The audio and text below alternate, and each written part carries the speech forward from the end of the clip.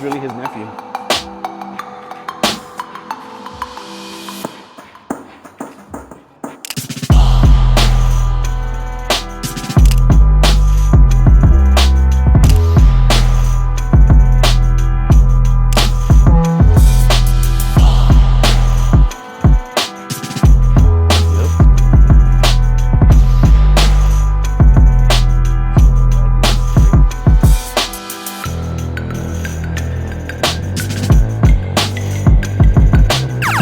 Hey, what's up everybody? Welcome to Louis Daylights Photography, your neighborhood analog and digital photography channel. I'm your host, Louis Daylights. I'm your friend, I'm your pal. I'm grateful that you're checking in, whether you were recommended by YouTube or you're a subscriber.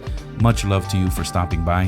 Why don't you take a moment and subscribe, become a pal of the channel. I can assure you that I will continue to put out content for you that is relative to you as a photographer, whether you're just starting out or you're wanting to get started with shooting with models. I think that that's the niche that I'm going into in these next couple of seasons. Otherwise, we're just gonna always be shooting digitals and analog photography. In this episode, we will be shooting with Marian.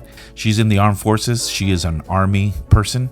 Marian is a client who gave me the green light to shoot this episode while we were shooting her photo shoot. Basically just not aspiring to be a model, but just looking for a little spiritual pick-me-up by taking some photos, feeling beautiful. So she came by the studio. We talked about some stuff that we were going to be doing in advance. Here we were. So she decided that she would be repping herself with some abstract clothing that she brought by for herself.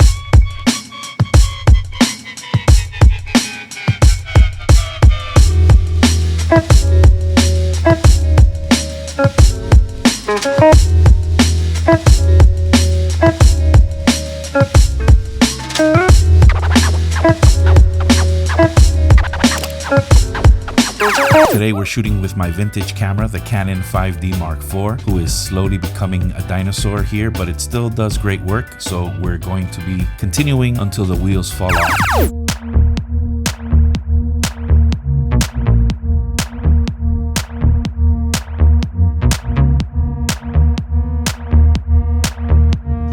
But let's go beauty dish. I can kill this other light. All right. The minute she took off her glasses, all of a sudden she was Selena Gomez, and I'm sure she's sick and tired of me saying that, but I was taken aback.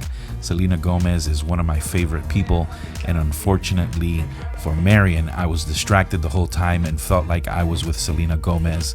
Hey, what a compliment. You should hear some of the freaks I've been compared to.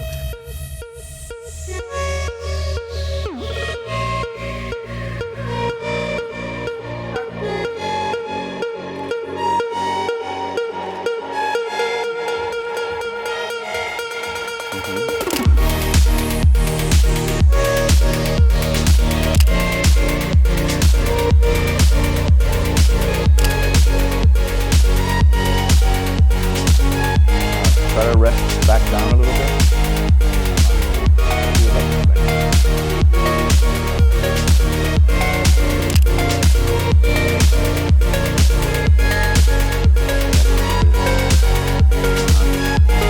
This right, do one like this.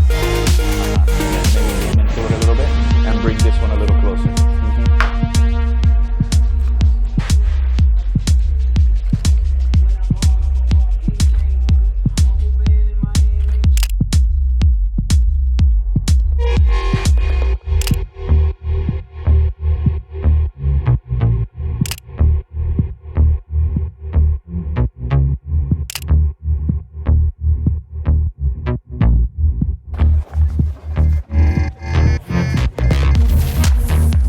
So you won't know it until the second look, but it was a little bit of an icebreaker moment.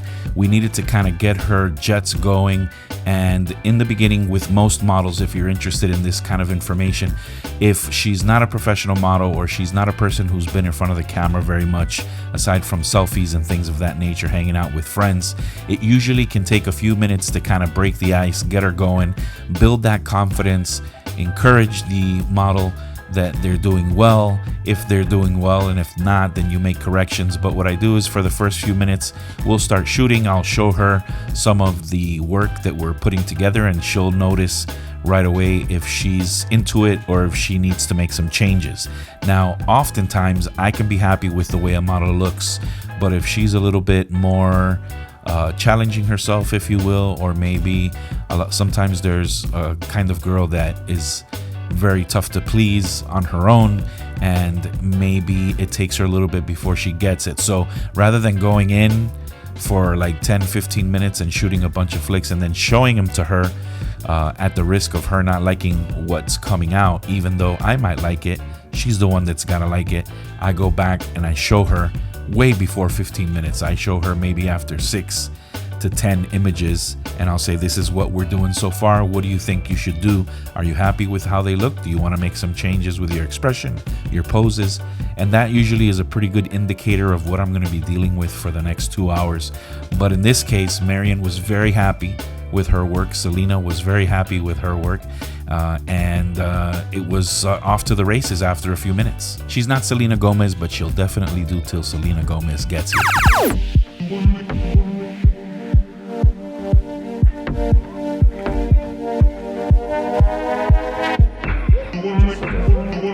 I can get some color on your jeans. Alright, testing, 3, 2. Take a step forward. So these are not full body, these are like from the knees up. Love that position.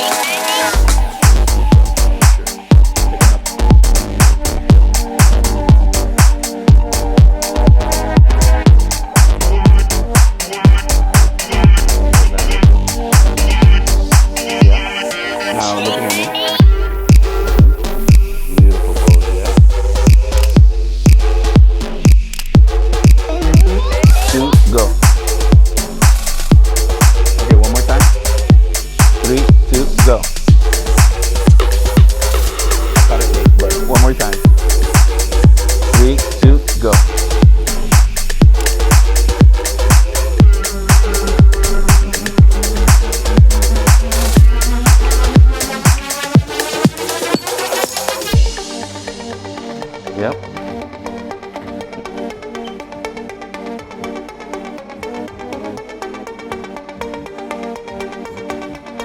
Let's see what that looks like.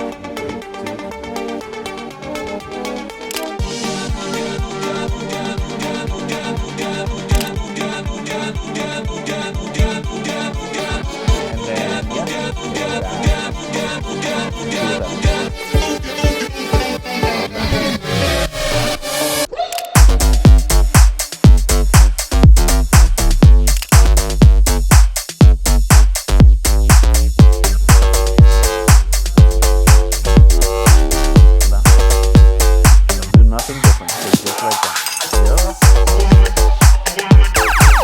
was to give a name to the style of lighting that I was shooting with today, and a lot of the times that I shoot in the studio, even though I have 2 FJ400s by Westcott, I often shoot with just one. In this case, I shot with 2, but I often use the second one as a backlight or a rim light, if you will, to kind of just do a little separation between the backdrop and the model, and then one light opposite of that on the other side to capture and kind of illuminate the model.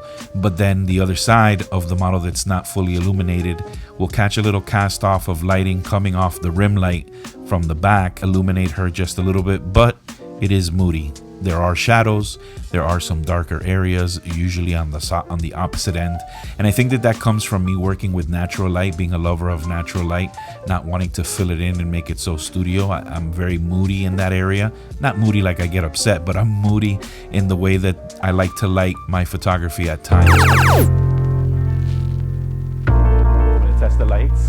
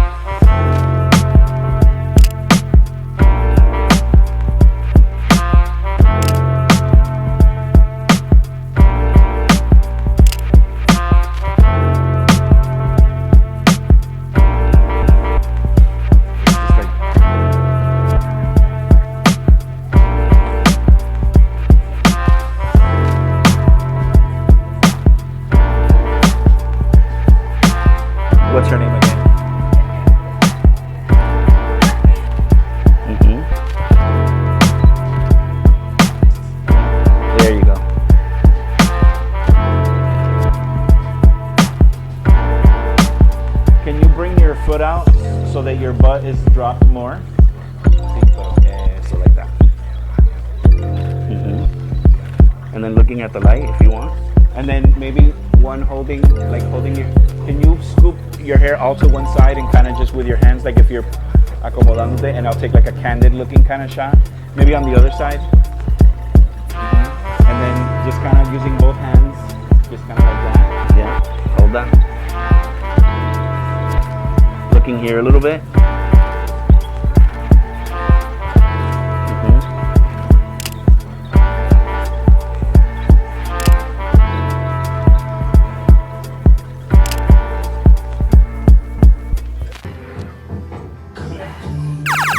Another thing I'd say would stand out for this shoot in particular is that I went back to shooting with some fabrics. Early on, before I even owned any backdrops, I used to go to the local fabric store and I used to just pick up some yards of fabric. It took me a few guesses to figure out what kind of patterns I wanted.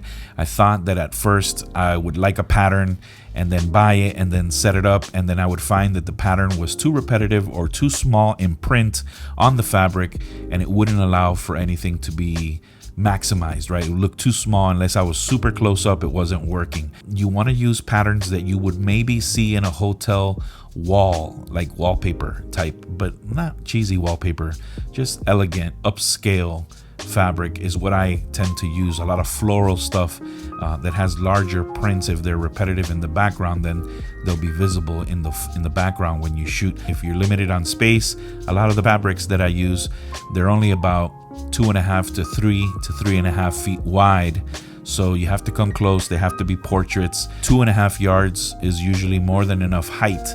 And you can get creative with lowering it to the ground, as you'll see here in look number 3 or 4. Our model Marion, aka Selena, she sits on her knees and we're able to use her whole body with this backdrop while still being portrait style. So you can get creative and do that using fabrics. Another thing is that if you're going to use fabrics and the patterns you're going to use, you want to make sure that whatever the model's wearing is not too busy with patterns on its own as well.